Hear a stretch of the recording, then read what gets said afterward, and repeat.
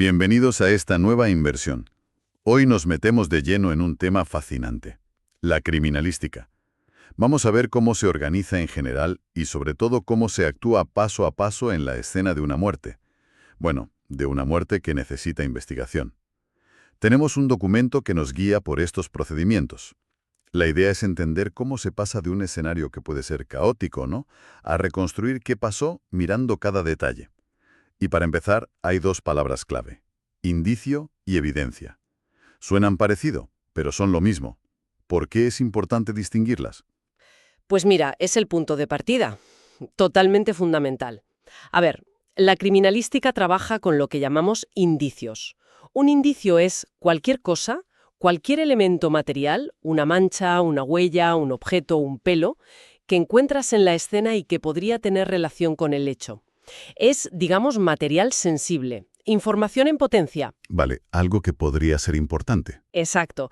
Y el objetivo es convertir esos indicios en evidencias. ¿Y cómo se hace eso? ¿En la propia escena? No, ahí se recogen. La transformación ocurre después, mediante análisis científico en el laboratorio. Una evidencia ya es un indicio que se ha estudiado, se ha comprobado y se confirma científicamente que está vinculado al suceso. Entendido. Y si esa evidencia, además, la admite un juez en un juicio, se convierte en prueba. Es como un camino: indicio, luego evidencia y finalmente prueba legal. Indicio, evidencia, prueba. Vale. Y las grandes arenas de la criminalística son básicamente tres: el trabajo en la escena del crimen, que es de lo que más hablaremos hoy, el análisis en el laboratorio y las técnicas de identificación. Me imagino que el caos inicial debe ser considerable. Pues sí, puede serlo.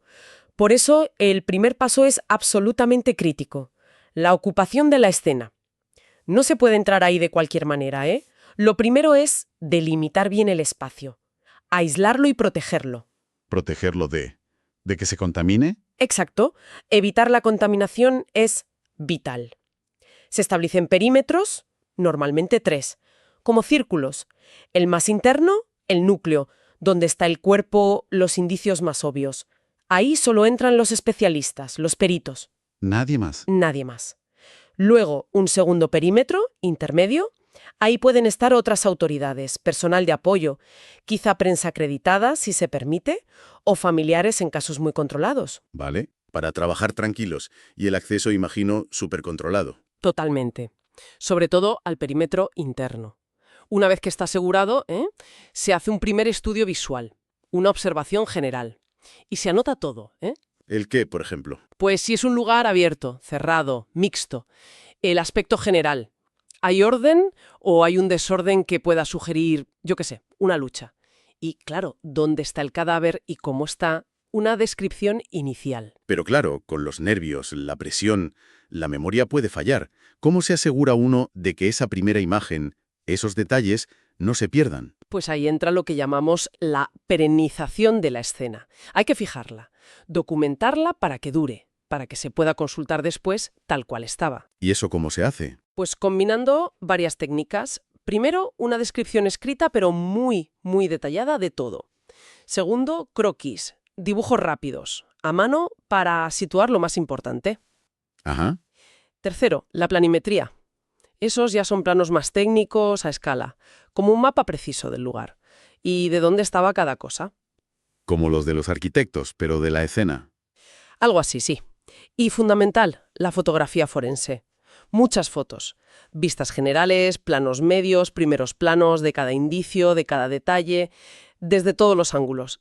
Y si hay medios, también vídeo.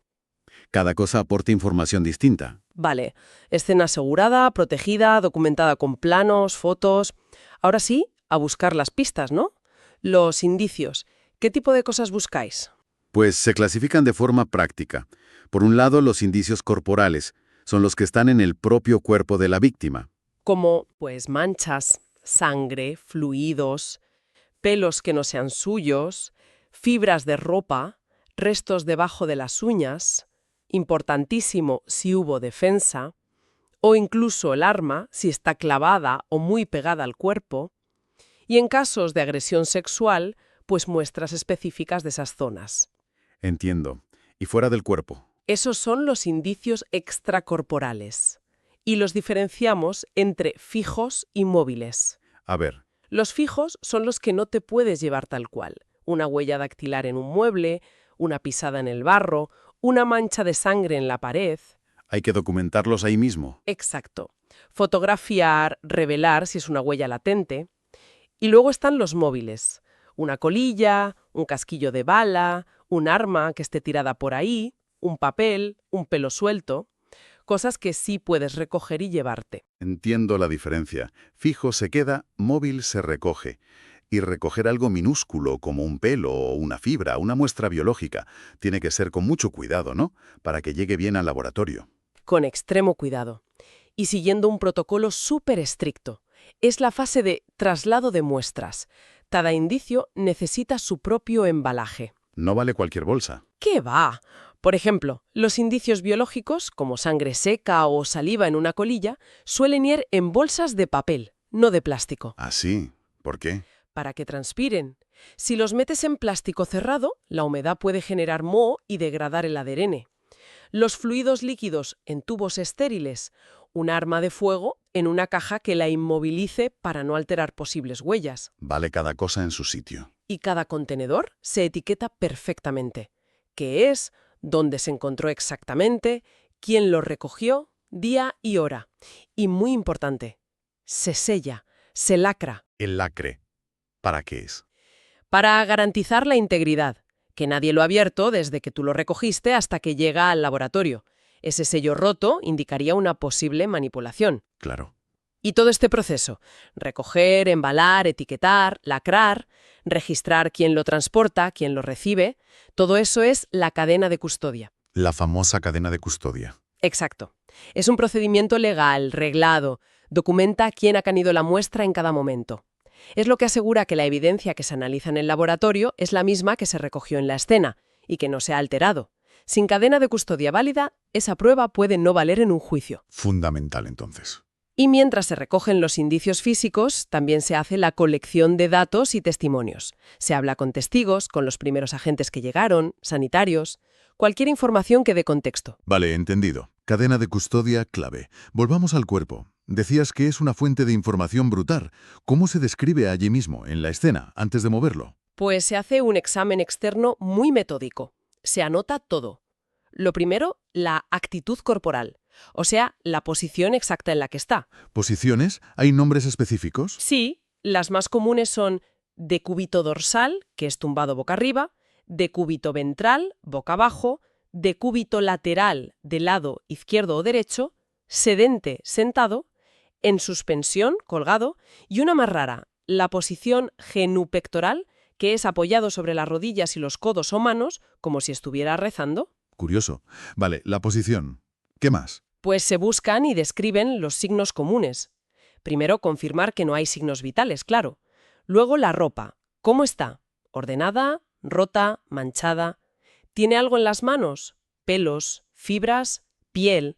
Podrían ser del agresor. Ujú. Elementos para identificarlo. Lleva documentación. Tiene tatuajes, cicatrices. Se nota algún olor raro. Alcohol, gasolina, pólvora. Se describen las lesiones que se ven por fuera. ¿Hay armas cerca o encima? Y, muy importante, se miran los signos cadavéricos tempranos que ya se vean. ¿Y el médico forense que está allí, cuál es su objetivo principal en ese momento? Su meta fundamental en la escena es intentar determinar la etiología médico-forense. La etiología. Sí, es decir, la naturaleza de la muerte. ¿Parece natural o violenta? Y si apunta a violenta, empezar a valorar si los indicios sugieren un suicidio, un homicidio o un accidente. La confirmación final vendrá con la autopsia, claro, pero la escena ya da muchas pistas. Entiendo. Y el forense también se asegura de que se haga bien la perenización progresiva del cuerpo, o sea, que se fotografíe todo bien desde todos los ángulos, los detalles de las lesiones, cómo está respecto al entorno, todo antes de moverlo 1 centímetro. ¿Y la posición del cuerpo? ¿Puede contar algo más? Muchísimo. Aquí es donde empieza a hablar. Por ejemplo, una suspensión completa, colgado del cuello. Lo típico es pensar en suicidio, pero, ojo, tiene las manos atadas. Imposible que se las atara solo. ¿Hay cerca una silla? ¿Algo para subírselo o quitarlo? Si no hay nada, sospechoso. Podría ser un homicidio simulado. Ya. En los decúbitos, dorsal, ventral, lateral, la clave es comparar la posición en la que está con las lividezas cadavéricas. Las manchas moradas de la sangre, ¿no? Esas mismas. La sangre, por gravedad, se va a las partes más bajas del cuerpo después de morir. Si encuentras a alguien boca arriba, decúbito dorsal, las livideces deberían estar en la espalda, los glúteos. Lógico. Pero si las ves en el pecho y el abdomen y está boca arriba, eso significa que murió boca abajo y alguien le dio la vuelta después. Es un signo clarísimo de que han movido el cuerpo post-mortem. Han manipulado la escena. Qué fuerte. O sea que las lividezas te pueden decir si lo han movido. Exacto. La posición sedente, sentado, puede ser un suicidio o una muerte súbita. La genupectoral es muy rara, llama mucho la atención. Podría indicar sumisión o intentar simular algo. Hay que analizarla muy bien. La clave médico-forense en la escena es siempre correlacionar la posición con los fenómenos cadavéricos que se ven. Rigidez, livideces, temperatura. Buscar si hay incongruencias. Si las hay, alerta, posible manipulación. Entendido. Posición versus signos cadavéricos. Vale, tenemos la escena fijada, los indicios recogidos con su cadena de custodia, el cuerpo descrito y su posición analizada. Ahora hay que intentar unir las piezas, ¿no? Entra en juego la apreciación criminalística reconstructiva. ¿Qué es eso exactamente? Pues es la fase más intelectual, digamos, la de síntesis. Aquí todo el equipo investigador pone en común lo que ha encontrado, lo que se vio en la escena, los testimonios y luego, cuando lleguen, los resultados del laboratorio, ADN, balística, toxicología. ¿Y con todo eso? Con todo eso, intentan responder a las preguntas clave del caso. Básicamente intentamos averiguar 3 cosas gordas. ¿Quién murió y cómo murió? ¿Cuándo murió? Y, si fue un crimen, ¿quién pudo hacerlo? Vale. Y esas preguntas se desglosan más. Sí, claro. Para llegar a esas respuestas nos preguntamos cosas más específicas. Primero, ¿es una muerte real o aparente? Hay que confirmarlo bien. Segundo, identificar al cadáver, obviamente. Tercero, la causa de la muerte, la lesión o enfermedad que empezó todo. Cuarto, el agente causal, el objeto, la sustancia, el cuchillo, el veneno, el golpe. Quinto, la etiología médico-forense, que ya dijimos, natural o violenta, y si es violenta, suicidio, homicidio o accidente. Bien. Sexto, el tiempo de sobrevida, ¿murió al instante o hubo agonía? Séptimo, la data de la muerte, estimar cuánto tiempo hace que murió. Octavo, ¿se movió el cuerpo o se trasladó? Noveno, y el más difícil a veces, identificar al posible autor o autores. Has mencionado la data de la muerte, y antes hablamos de los signos cadavéricos para ver si movieron el cuerpo. Pero esos signos también sirven para estimar cuánto tiempo lleva muerta la persona, ¿verdad? El cronotana diagnóstico. Suena técnico. Lo es, y no es una ciencia exacta, tipo reloj suizo, ¿eh? Pero es crucial. Estimar cuánto tiempo ha pasado desde la muerte, pues se basa en observar cómo van cambiando los fenómenos cadavéricos. ¿Cómo se agrupan esos fenómenos? Para aclararnos. Pues mira, para entenderlos mejor, los dividimos. Primero, los tempranos abióticos. Son los que aparecen relativamente pronto y no implican descomposición todavía. Vale. ¿Cuáles son? Aquí lo más útil es fijarse en el enfriamiento del cuerpo, el algor mortis. El cuerpo pierde calor poco a poco hasta igualarse con la temperatura ambiente. El ritmo depende de muchas cosas, pero da una idea. El enfriamiento. Luego, la rigidez cadavérica, el rigor mortis. Los músculos se ponen tiesos, aparece siguiendo un patrón, normalmente de cabeza a pies, eso es la ley de Nisten, y luego desaparece también en el mismo orden. Saber si está empezando, si está al máximo o si ya se va, nos da una ventana temporal. Rigidez. Y las livideces, el livor mortis, las manchas moradas, cuando aparecen, qué color tienen. Un rojo cereza intenso, por ejemplo, puede indicar intoxicación por monóxido de carbono. Si desaparecen cuando aprietas o ya están fijas. Todo eso da pistas sobre el tiempo. También la deshidratación deja signos en los ojos, la piel. O sea que temperatura, rigidez y livideces son como los 3 grandes relojes iniciales. Hay una mnemotecnia para recordarlos, ¿no? Algo como... Sí, para los tempranos se usa a veces darle. Deshidratación, algor, enfriamiento, rigidez, livideces y espasmo cadavérico, que es una rigidez instantánea muy rara en muertes súbitas o muy violentas. Darle. Vale, útil. ¿Y después de estos? Después vienen los fenómenos tardíos destructivos. Aquí ya empieza la descomposición de verdad. El proceso clave es la putrefacción, que la causan las bacterias de nuestro propio cuerpo y del ambiente. ¿Y cómo se nota? Suele empezar con una mancha verde en el abdomen, en la zona de la fosa ilíaca derecha. Típicamente aparece a las 24 o 36 horas, más o menos. La mancha verde, un clásico de las películas. Sí, pero es real. Después el cuerpo se hincha por los gases, fase enfisematosa, y luego los tejidos se van licuando, fase colicuativa. Y aquí entra también la fauna cadavérica. Moscas, escarabajos. Su estudio, la entomología forense, puede dar información muy precisa sobre el tiempo. Sobre todo si han pasado días o semanas. Los insectos. Sí. Y también puede haber antropofagia, si animales más grandes actúan sobre el cuerpo.